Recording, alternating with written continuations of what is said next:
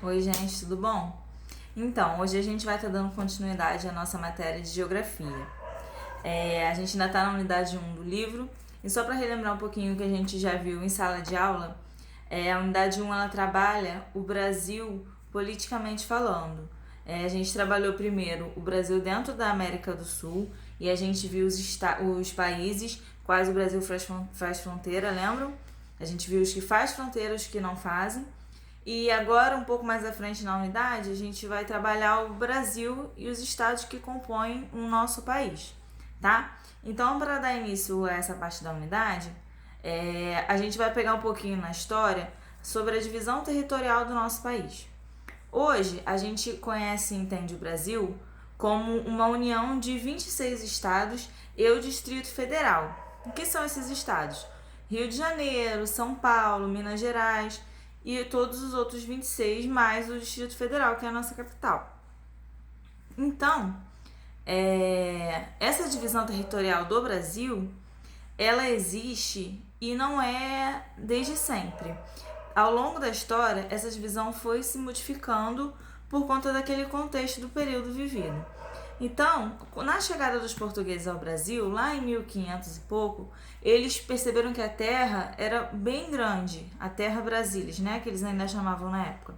Esse local, que a gente conhece como Brasil, é grande pra caramba. Então, uma administração central para dar conta de todo esse território era muito difícil.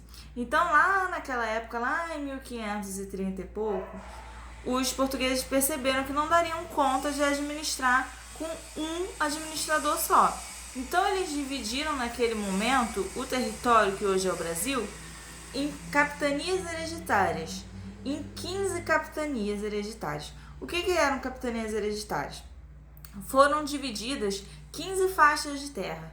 E vocês vão ver no mapinha que a tia botou aí no trabalho. Vou tentar mostrar para vocês, espera aí.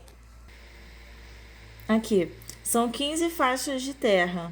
E vocês podem ver que o mapa do Brasil ele é bem pequenininho nesse momento, tá vendo? É só um pedacinho, como se fosse a lateral do que a gente conhece hoje como Nordeste.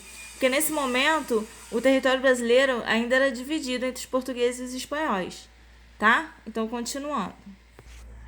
Então, durante esse período, desde 1534 até o Império, que foi instaurado em 1822, o Brasil sobreviveu dentro dessa administração de capitanias hereditárias. Então, eram 15 capitanias e cada uma dessas tinha o seu donatário, que era a pessoa responsável pelo desenvolvimento dessas capitanias, tá bom?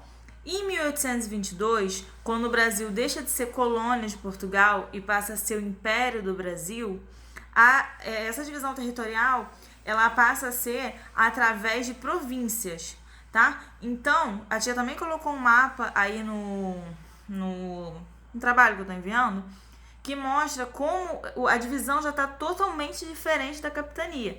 Essa divisão de 1822 do Império, ela já é muito parecida com a divisão territorial que a gente tem hoje dos estados, tá bom? Então, essas províncias, muitas até mantêm o mesmo nome até hoje dos estados. Então, assim, pouco mudou em divisão territorial desde 1822 até hoje, mas a gente vai ver lá no textinho que alguns territórios foram anexados e outros se tornaram independentes, tá? O território do Acre, por exemplo, só foi pertencer ao Brasil em 1903, já na República. E o território da Cisplatina, que hoje é o país chamado Uruguai, já foi do Brasil, mas proclamou sua independência lá em 1825, tá bom? Então, de 1822 a 1888, até a proclamação da República, que na verdade foi em 89, mas em 88 já teve essa modificação, o Brasil era dividido em províncias. Vou tentar mostrar o mapa mais uma vez. Então, vocês podem ver que esse mapa ele já está muito mais parecido com o mapa do Brasil que a gente conhece, né?